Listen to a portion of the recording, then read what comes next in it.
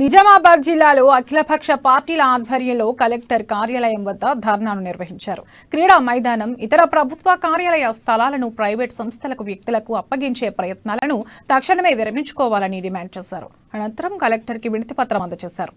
కేంద్రానికి గుండెకాయ లాంటి ప్రభుత్వ స్థలాలను ప్రైవేట్ వ్యక్తులకు అమ్మడాన్ని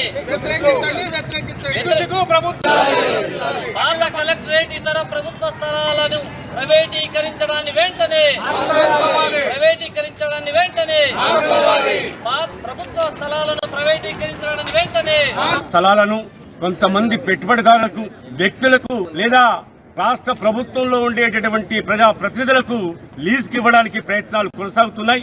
ఇది చాలా అన్యాయమైనటువంటిది. ఈ విధానాన్ని సిపిఎంఎల్ ప్రజాపంత పార్టీగా, అఖిలపక్ష పార్టీగా మేము ఖండిస్తున్నాం. ముందుగా నిజామాబాద్ నగరంలో ఉండేటటువంటి ఖలీల్వాడి గ్రౌండ్ ని అది పబ్లిక్ పర్పస్ గా ఉండేటటువంటి దాన్ని ఇవాళ హాస్పిటల్ చేశారు. హాస్పిటల్ ఏమో మెడికల్ కాలేజ్ గా చేశారు. మెడికల్ కాలేజ్ ఊరు బయట ఎక్కడ కట్టినా సరిపోయేది, కానీ ఇక్కడ పబ్లిక్ పర్పస్ ప్రజా సంఘాలు గాని, రాజకీయ పార్టీలు గాని బహిరంగ సభలు నిర్వహించుకోవడానికి ఒక్క స్థలం లేనటువంటి దాన్ని మనం ఉన్నాం.